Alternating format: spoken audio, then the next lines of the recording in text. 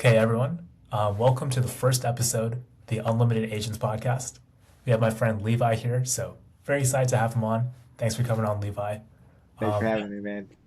of course, yeah. Yeah, lot to unpack here. I know you're big into faceless TikTok videos. That's something you've had a lot of success with. Hmm. Yeah, but first Okay. off, I congratulate you. I just saw you got married. So, want to Thank talk to you you. about that Thank you. experience? Yeah. How's the No, married life been? married life has been good. It's been a blessing. This is actually my second marriage. I will be honest with that, but it's been a blessing. We just passed 3 months, which it already flew by real fast. But the marriage itself has been an absolute blessing. I think in the season of life that I'm in, she's been an absolute rock. That when the Lord says when a man finds a wife, he finds a good thing. Like I that's the only way I could actually put it. Is that I found not only just this woman of God, but somebody that has added to my life way more than I ever thought I could in any Amazing. person, any relationship. Amazing, man. Yeah, definitely we're going to talk more about that. But yeah, Okay. want to talk about, your experience just in this space. Like, how did you get into the idea of like faceless TikTok videos? I know it sort of like started blowing Yeah. up before, or started like during COVID. Were you Mhm. into this space before that? It really was. It was right before COVID, actually. It was 2019 that I was just scrolling on Instagram, and before Instagram's all the big reels had popped off, but I realized I was following so many motivational accounts already, Yeah. and it caught my interest of like how do these pages run? And so I started just researching them. I was trying to find people that were running these type of pages. I bought my first few courses of how to run theme pages or faces pages and really just kind of understanding the game. And from there, I just fell in love with creating content and not necessarily just being able to create content for myself and like a personal brand, but just Yeah. the art of it all, like learning how to edit, learning how to come up with a stock photo or a video that you could post on the internet. And it was just like something that blew my mind. And then the fact that you can make money with it was just a bonus. And Yeah. so right before COVID happened, I was like the idea was sparked and I was like getting into that space and I started my own like Instagram account. And if I can't really go back and find it. I lost it a long time ago, my original one that first started. But when I started it, it was, trash. It was content I was putting out there, which all like stuff that I was like trying to learn and I was just putting it out there. But I saw, the potential of it and then COVID happened and, I had to figure out work, I had to figure out what was going on with family, and, it kind of tore away a little bit of my attention from that space and was trying to just figure out life, with everybody else. But I saw the fact that Instagram, was kind of hitting its peak in a second before it had added on Reels and Yeah. TikTok blew up. And I saw the big space of like, okay, everybody's blowing up here with TikTok, showing their face. Let me take what is working already or what has been working on Instagram and just move it over to TikTok. And so that was really the actual pivotal starting point for me with Faces theme pages. Okay, nice. And were there any sort of like accounts that you were particularly motivated by, inspiration for you like, when you were first starting out? Uh, for me, it was a lot of just the motivational pages. And Yeah. so a lot of them that we've seen on like all the podcast ones, all the fancy edits. Like the one that I can think of right now in the biggest space is the wealth. It's literally just on Instagram. It's called Wealth, Well, and Wealth I think is one of the top theme pages, but it's more than an actual just regular theme page. So Wealth, that page itself, I tell people if you can get a post on there, it's like getting the biggest billboard that you possibly can okay. for your page because they're always putting out the top business headlines, the top financial headlines, whatever is going on in their space, they're like the news source. And so that's what I think of theme pages in itself is a massive ecosystem of what is happening in this space, or in the sense of the motivational, what is happening in the biggest podcast spaces or creators, and they just combine it into one. There Yeah. was numerous of different accounts that I just learned from, not in just motivation, there was the health and fitness niche. That's necessarily what I actually started out with in TikTok. It was my probably my first successful one. It's just reposting other creators that were in the fitness niche because I knew in the COVID space that whole health and wellness, fitness, gym influencers exploded. And so I just built where all the attention point already was and just was reposting. I would tag the creators and was building connections with that. And then from there, adding on either a product on the back end or trying to figure out how to monetize those pages. But it's really just trying to find, you know, a collection. I call them, they're called theme pages, but I call them like curating pages because Yeah. the whole purpose of the page is that you just take content that's already out there, you're just adding your own spin to it and putting it on your page. And so even the pages that I took inspiration from, that's a lot of the times where I find my own content and then I just add my own twist to it and put it on my own page. Nice. Yeah. I know like now you're doing some coaching as well, like helping other people get into that space. Mm-hmm. I've been able to move in a little bit into the coaching space. I'm trying to, build that up a little bit or just put myself out there and that and necessarily just be able to help people do the same thing I do and stuff because there's a lot of people that get out there, they'll, get a little bit of traction and they'll jump straight into the coaching space. But I wanted to make sure that like the systems that I use work in a way that actually that you can like repeat, like you can just duplicate it. And so if I'm going to be teaching somebody, I want to make sure that my system, not necessarily is perfect, but actually will get them the results. And so like if I'm going to teach somebody, I want to make sure that I can get them the results way faster than I did. I don't want them to be on the same path that I was, where it took 5 years to do it. I wanted them to be able to get it in months or a year now and just shortcut it for them. Yeah. When did you know that this was going to be like a legitimate sort of like business stream? And if you were giving advice to someone, like who's gotten some traction, but like now they're looking to scale, like what sort of advice would you give them to really kind of optimize and take advantage of the opportunity? So if I was gonna give advice for my younger self, I guess before I'll start with the first question. The Yes. first question, I think that the first necessarily moment outside of like the idea of my passion for theme pages, the actual moment that I knew it was going to be a game changer and that you can make serious money with it was December of 2023. So I've already built or was building in the process of multiple TikTok pages. And I'm constantly testing new content, pages, niches, and I was just trying to see what would hit, what wouldn't hit. And at that point, I've probably, I don't know, been past 100 pages that I've started. And I would go and get some traction, see what would work. If it didn't work, I would throw it away. And so in December of 2023, I had one page that not only hit 100,000 views in 2 days from just starting the account, but then I took that page to 100,000 followers in 2 weeks. And that's when the creativity program just started rolling out for creators and brands to actually get paid for views on TikTok. And so the RPM was absolutely crazy at that time. And I made $2,000 off one video. And so Okay. seeing that, I was Yeah. like, okay, it took me 5 minutes to make this one short form video to make $2,000. And I was like, and at the time I was making, I think, $20 an hour at my job. And I was like, if it takes 5 minutes to get $2,000, okay, what am I doing here? And that's just getting paid for views.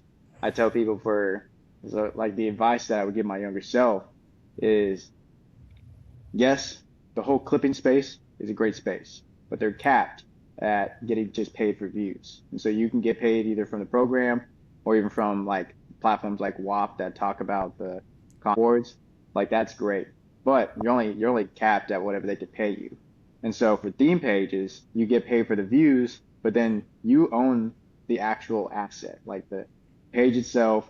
You can create an offer, whether it's a digital product, physical product, software. You can add affiliate products. So you can combine multiple ways to monetize these pages and then be able to run these pages, get paid for the views, and have a whole ecosystem. So not necessarily you're just driving attention to somebody else.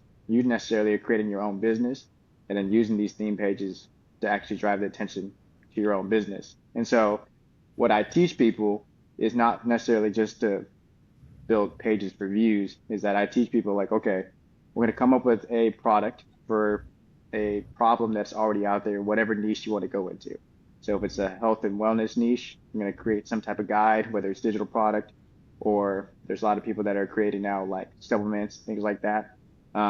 Or if there's one already existing out there. Like if I had a TikTok shop affiliate for a health and wellness supplement brand, I would create like 5 theme pages and then target those and build every piece of content to drive straight to that one product. And so it necessarily you're getting paid for the views, but then you're using that traction from the content that you put towards an actual product instead of necessarily just getting paid from one avenue, if that makes sense. Nice. Okay. Yeah, that's a lot to unpack there. I Yeah. am curious, and like, especially now it's changed quite a bit with tools like Claude Code. But like, Hmm. could you run me through what does the average kind of like workflow cycle look like? So the way that I've been building pages, so like right now, one of them for a business that I'm building with my 3 of my buddies, page that I've built it on TikTok to 30,000 followers now. I started using it in a way that I'll find stock photos on Pinterest, and then I'll get a viral audio on TikTok or Instagram, and I'll just throw it into CapCut, and it's like a fast loop. I'll add that viral audio, and then I'll add the captions. And so I'll start the page out with that. And so the AI that I necessarily use, I'll use Claude Code or ChatGPT to write like scripts. So I'll take either a viral audio that I've already seen, I'll put it into Claude Code or ChatGPT, and I'll rephrase it. And I'll use 11 Labs, and I can add, you know, that viral video audio, add my own twist to it. I can even add my own like ending to it, a call to action to either follow my page or come to, the Telegram group that I have or the newsletter, the free school community that we have.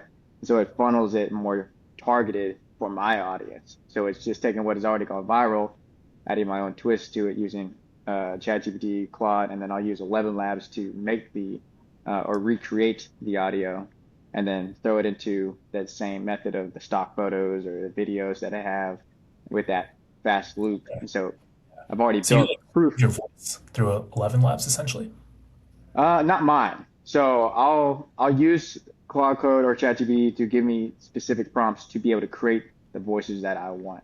And so what I do is I'll find speakers or voices that I already like, and I'll be able to reconstruct it basically. So I break it down, explain it to Claude Code, explain it to ChatGPT, depending on which one I want to use, or which one gives me the better output, and then allow them to create the prompt for 11 Labs to recreate that voice necessarily that I like. So if I find not necessarily just a viral audio, but a I usually look for pages that use either a female voice or a male voice as their like primary speaker or as their content character, and then I'll see if it's already performing well because I want to use what people are already listening to or what people are recognizing when they're scrolling, and then Yeah. just add that directly to our page. And Okay, so nice. when it comes to Claude Code, I don't use it as necessarily as massive as these people creating softwares or products and things like that, but I still use it to just try to save as much time as I possibly can because right now I'm just a one-man team, but now Yeah. AI is a whole way to leverage either my editing process, my script process, trying to find viral audios or viral pieces of content, what is working. Like it saves me much more time on the like tedious stuff rather than so like I can actually focus on what is actually going to be moving the business or make an impact on my content. Yeah, absolutely. And like running any sort of content business, especially multiple theme pages like yourself, right? Hmm. Organization is really important. I'm Hmm. curious on like what sort of maybe steps you've had to like remain disciplined in that, and maybe how you've used AI to help you organize your workflows. One, I put all the pages that I have into Claude Code to basically work from the back end. So I wanted it to analyze first the weak points of what our pages are. so that I can work on those, and then also explaining my entire process to it so that it could tell me where my weak points are. And so for me, what I've realized and what is realized is that I take a lot of time in my editing. And Yeah. so I spend a lot of time there. And so how can I optimize my time efficiently to either prioritize editing more, like better and put other tasks either into agents or off to other people if I could, or ultimately just be like, okay, this we could skip this. We don't need this. We're spending too much time on something that's not really moving the needle. And so whether it's researching, whether it's trying to come up with the repetitive voice creators or whatever necessarily may be, just be wasting my time. And so a lot of it that I use is just trying to figure out the little loopholes because running multiple different pages and trying to create content for 16 something pages takes a lot of time. And so there's a lot of uh, constantly improvements to be like, okay, what can I do to either batch all the content or a way that I can just automate certain pages to where there's even tools out there now like Blado, I don't even know if I'm saying it right, Blado.com, where you could tell Claude and connect it to Claude, and it will create text on images. It can even connect to other like Canva and create Interesting. videos inside of it. So it's like all these tools now into one that you can use to create all the content and automate it for you. The only issue that I've seen in those processes is that it can batch all the content. However, the performance for those content starts to drop. And so, like the little tedious things of like adding a trending sound to it or making the subtle tweaks to your captions or the way that it's formatted when it posts makes a big difference. Because I've gone a couple months with some of the pages being automated, just testing it out, seeing how it would work. And yet it gets it out there. It saves me time on the creating part and the posting part, but the performance drops dramatically. And so I think it's getting there on a lot of the automated on the full process, but I think there's still some areas that I'm still having to go in, edit, or write the captions or, formatting, putting my own schedule to it, adding my own audios to it. And so it's all a test and learning, but there's so many tools out there for theme pages or personal pages for any social media, whether it's in your writing, editing, posting. There's just so many tools out there that I feel like you can't even keep up with. Um, but Yeah. it's incredible. Yeah. I think like maybe even going back, right? I follow your Instagram page. I find some of the stuff you do like really motivational. And I think Appreciate like it. when people watch these videos, right? Like the reason why they subscribe is because they feel some sort of emotional feeling. Can Mm. you talk to me about just like maybe what inspired you early on, like what attracted you to these videos? What is maybe like the message you want to come across? And also like maybe even more broadly, in the age of AI, right? How do you Mm. continue to retain your personal voice and where you want to direct your business? I think that's a big one. I think there's a lot of people that use AI for just writing or necessarily even just coming up with their own voice to it. Like it confuses them. And so because of that, there's a lot of people that don't know how to simply go through a thought process. They can't think for themselves. And Yeah. so for me, I think AI is just a tool. It's like anything else out there. Social media is a tool, your phone, even money is a tool. And so for me, it's not necessarily here to replace, but necessarily to help leverage it in a way to either get it out more to the masses, help sharpen my own voice, and just use it to improve. And so there's a lot of people that they think that, okay, this is such a powerful tool that it'll do everything for me. And that's not necessarily the right mindset, is that you should be working on your communicative skills, your writing skills, your content skills, and then inviting AI in to help improve that. So basically it's just and more of a launch pad to come alongside you with it. And so for me, with the content that I put out, whether it's motivating or teaching people, it's just a way to improve my writing, improve the way that I communicate, kind of some of the motivational stuff I'll go through ChatGPT or Claude. I'll throw an idea that I have in there and kind of put it in a blender to kind of be like, okay, what necessarily about this do I like or dislike? Like, how can I communicate this better? And then from there, you know, there's some that I use on my page where I'll have like a tweet and then an image or I call it, the GIFs that are moving. I'll even ask Claude or ChatGPT, be like, hey, what's a good GIF or an image that goes with this message? So that people, when they see it, not only are reading it, but they have something that already sparks uh, that in their head to connect with that idea. But ultimately, AI should never necessarily replace, but more in a sense of be a tool to help leverage what you're already doing. And so, whatever it's personal brands, theme pages, your writing, whatever it may be, use it in a way that is going to improve whatever you're doing. Absolutely, man. Another thing I know, like we both connect on, both pretty into fitness. I think you Hmm. maybe even competed in like a few bodybuilding circuits yourself. Like, maybe talk to me about your journey in fitness and how that has been a catalyst for you improving all the other facets of your life. So the one that I've done is a Spartan race. I was able Nice. to do a 10K last year of that. Yeah. I was gonna do a half marathon, had some personal injuries that popped up, so I wasn't able to compete. Um, but fitness has been a one of the rocks in my life. It's been something that helps keep my routine steady. I try to make sure that I'm active every single day. Now I do have, some rest days and things like that, but I try to do something to get my body moving. And the reason I do that is because if I don't get out and have other little hobbies, I'm going to be constantly creating content. I'm constantly going to be editing, constantly be Yeah. working. And as much as I love doing that, it's unhealthy for me to just be working 24/7. And the mindset that I have that I'm constantly needing to work, constantly to solve problems, it's going to be a constant cycle that I'll be in this endless loop. And if I think that working out is a waste of time or spending time with people outside, like friends or family, is a waste of time, then I'm isolating myself away from a healthy lifestyle. When I can spend time with family and friends, and that'll be helpful and actually can get my mind off things so I can think clearly.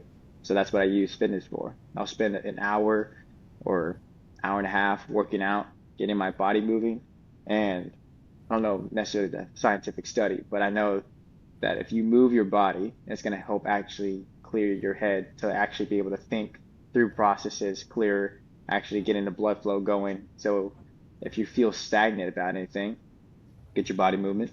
And I try to do that every day. And that's been a catalyst of just pushing me forward because I'll do something hard, whether it's a workout or run, and it gets my confidence up towards any other projects that I'm doing in that day. And so it allows me to be like, okay, I just did this really hard workout.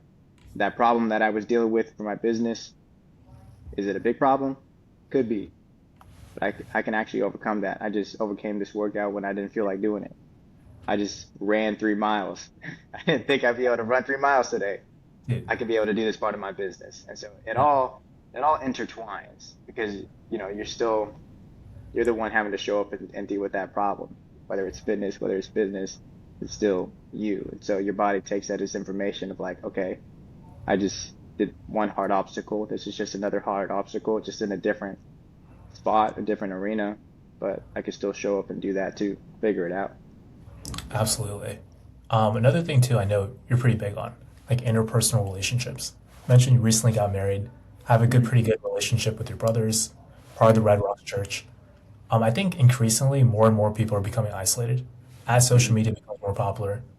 How have you been maybe diligent by making sure you get the right amount of social experience or having relationships with people you care about? It's all intentional.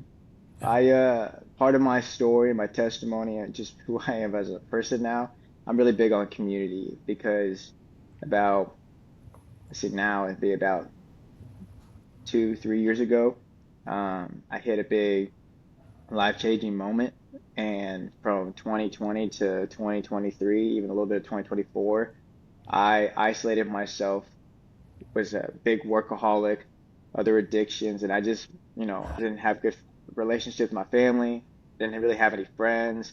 The only time I would ever like go outside of my house was the grocery store or sometimes a family event, and it had a big impact on empowering me to go further into my addictions. It was gave me a really kind of like a negative output on life because I wasn't talking with anybody. I was just like stuck indoors, and my reality was very like it shrunk down. And so community is a big impact and a big part of my life because one, God calls us to community, and we're called to do this life. Um, I haven't been able to overcome my addictions, not only because of God, but because people in my life. I uh, had my family come to my rescue. I had some of my greatest friends of life come to my rescue and then walk through my addiction with me. I had other men in my life that came alongside me to share wisdom and pour into me, but also just, again, continue to walk through life. We would go get lunches, we would go get dinners, go get coffees, and just catch up on life. And so when I moved to Austin, that even increased. I went to different Bible studies, different events, and just meeting people.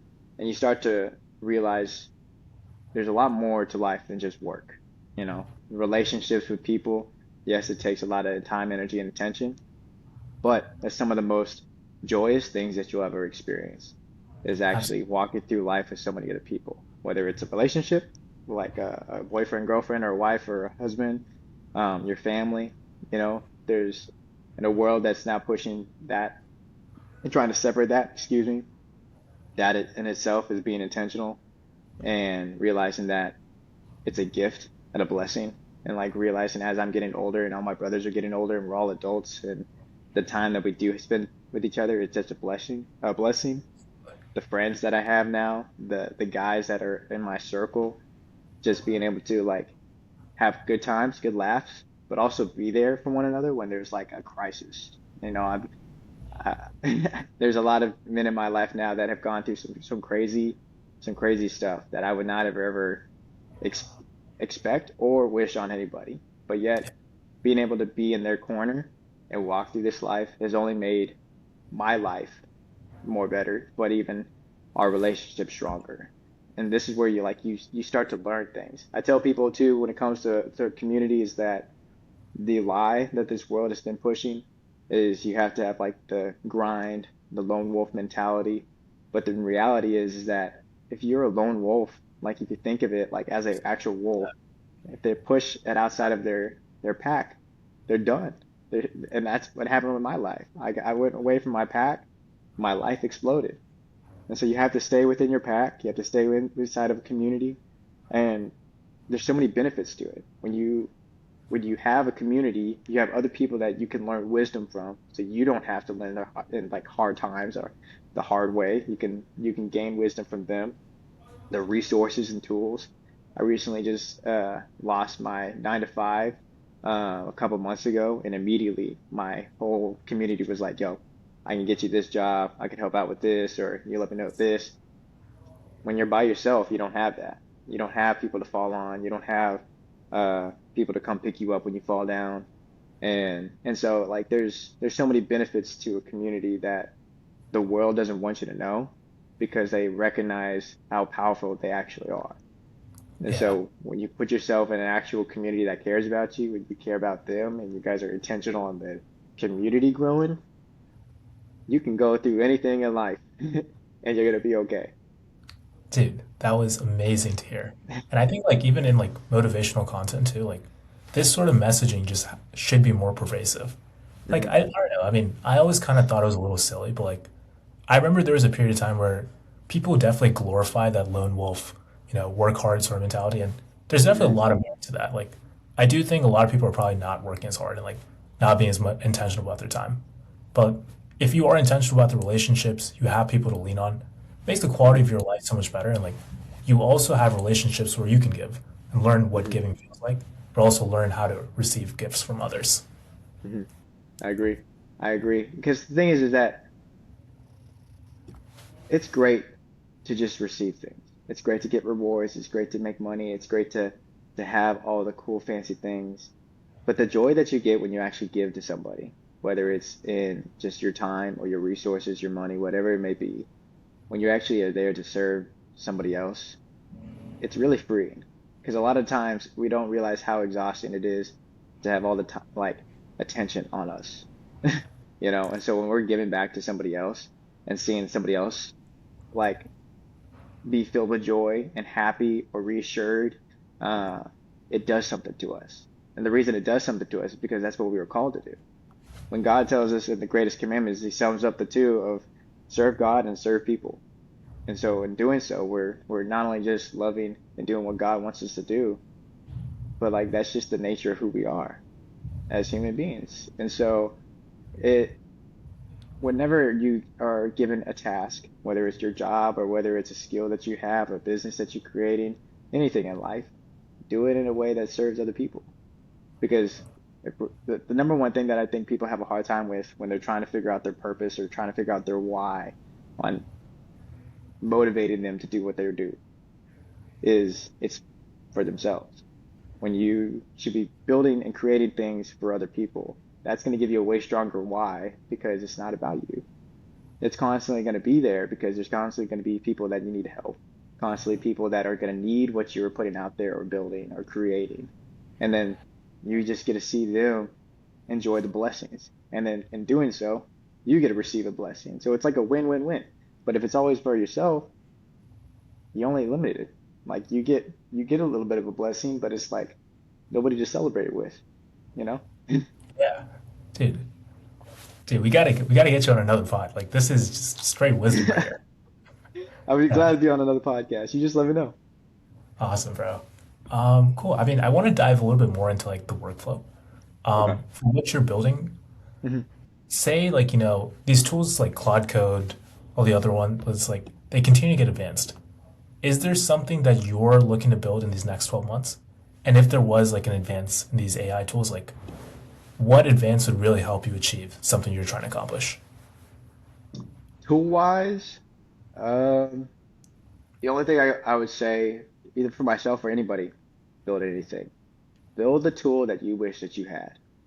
And I think even now with Cloud Code, if you're somebody who's limited on money and can't pay for certain tools, you have the time equity, build a tool yourself. And so like for me, one of the things I have been building kind of more in my free time, it's been a hobby of mine, not necessarily like something I've been really trying to push to get done, which I probably should, but it's just trying to build this all-in-one tool that I can have for editing, scheduling content, and just taking the process that I have for theme pages in one spot. Because going into Claude Code, going into CapCut, and like Yeah. going back and forth between apps or websites, it's a lot.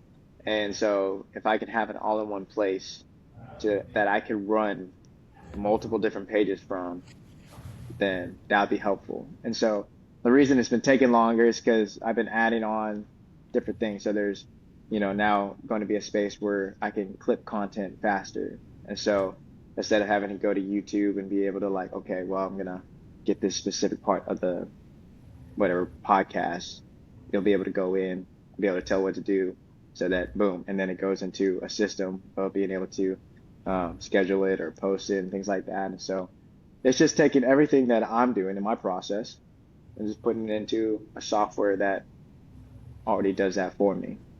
And so for anything, for anybody out there, just build tools that you need. Awesome. Cool. Well, Levi, it's been an absolute pleasure having you on, man.